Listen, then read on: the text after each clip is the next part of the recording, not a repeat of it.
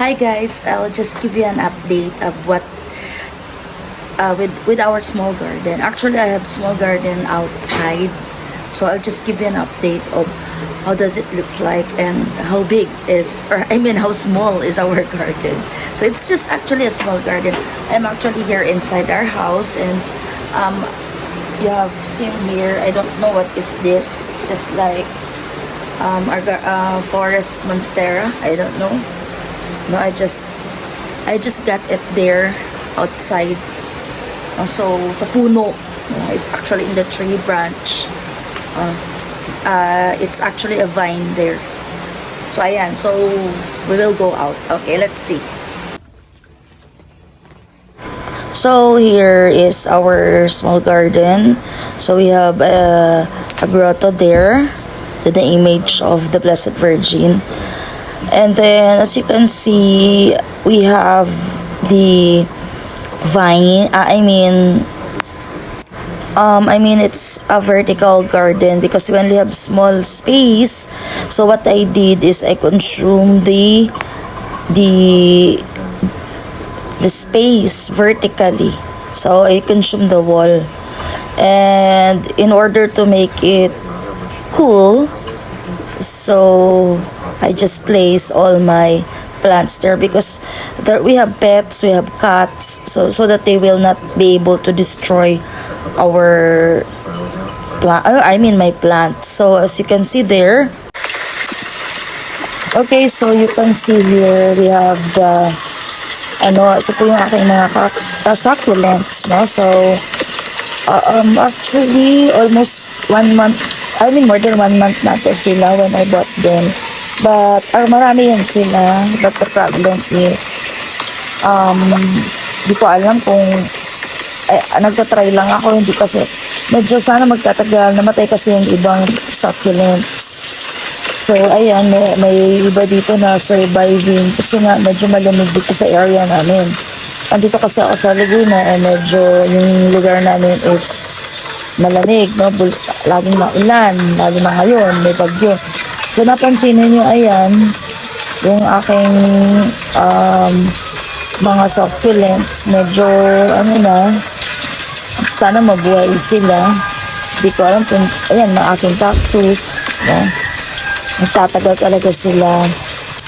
And then, yan, medyo pinabayaan ko lang. Pero pa nalaglag dito na bunga. Galing sa puno yan. So, itong iba, nilagay-lagay ko na lang din. No? So, sana talaga magtatagal sila and they will really survive. Na yung iba dito, ayan, medyo galing actually yung binggit binili ko. So, ayan yung iba, pinabayaan ko. Ito, galing yun dun sa isang halaman. Baby succulent yan, galing yan doon sa kabila, doon sa dulo. So kinuha ko, nilagay ko muna dyan para try ko kung kabubuhay. So ito naman, ayan, galing lang yan doon sa kapitbahay, pinulot ko. Million tang ba yun? Parang ganun, hindi ko alam anong, I'm not sure with the name. So, may wire pa dito. Then so this is the look ng the vertical garden. I am actually planning na sana dadami sila, but sana they will really with me, no? Magtatagal sila, pero so far napansin ko mabilis buhayin. Meron din ako ditong mga plants sa baba. Di pa nga lang tapos kasi I am planning to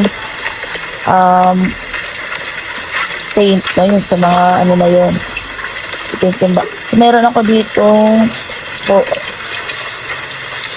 monstera aguanceli ba yan? Parang it's a cheese ba yan? Parang ganun. So actually isa lang yan binigay sa akin, and then napadami ko siya kasi gusto kong magkaroon ng mga 6 yan sila dyan. So, ito naman, mga photos. Mabilis buhay ng photos. Pag lalong ganito na malamig ang panahon. So, sana dumami-dami na. And then, ito mga spider plant. Nilagay ko dito. So, nakakatuwa. May mga dahon pang mga nilalaglag. Nakakatuwa. Nagaling yan sa taas kasi medyo mapuno yung kalapit bahay namin. So, dito ako sa may bakod. Naglagay ng vertical garden sa likod namin. Nakakabiya kasi pag walang halaman dito. Nakakalungkot. So, since ayan, may mga dahon pa. Kailangan pulutin. So, ito. This is the lid of our vertical garden. Mga spider plants. Mga common plants lang naman nilagay ko. So, mga common plants na makikita lang. It's actually raining. Kaya medyo naano ako. Lakas ng ulan dito sa amin. May bagyo ata. So, ayan. Ang lakas ng ulan.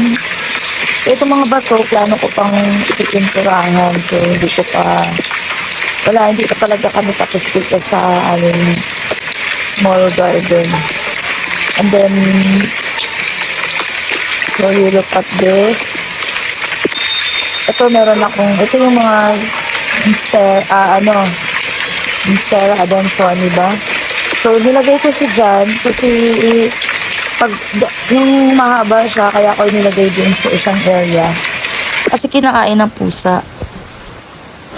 So, ito nga siya guys, no? Nilagay ko dyan sa taas para safe. Every time kasi may mga dahon, inuubos na ng pusa namin. Ewan ko, masarap ata yan. Ewan ko bakit niya kinakain. So, malakas po ang ulan dito. Ayan, kasi mapuno dito sa area namin. Lakas ng hangin. Sana tumigil ang ulan. Hindi ko alam kung kailan titigil at may bagyo. So, ayan, yung aming simple plants. So, mayroon din ako ditong mga photos, no? So, hinang ko siya. So, you look at these photos. Dati isa lang yan, napadami ko na siya. Mabilis pala talaga siyang mabuhay. Or I mean, buhayin. Mabilis siyang dumami unless na masipag ka lang mag-replant ng mag-replant. So, nilagay ko sila dyan. Ayun. Ayan, napapansin ninyo. May puno ng mangga. Okay, so once again, no, I just want you to take a look with our small garden. So that's it, guys. So, nagbibigay lang ako ng update. I hope that you like my video for today. So, thanks for watching, guys. So, that's it, guys. Thanks for watching. By the way, guys, pwede po kayong mag-leave ng comment kung may mali ba sa mga ginawa ko or sa garden ko. If you have suggestions, just don't forget to write the comment below. Once again, thanks for watching, guys. Bye!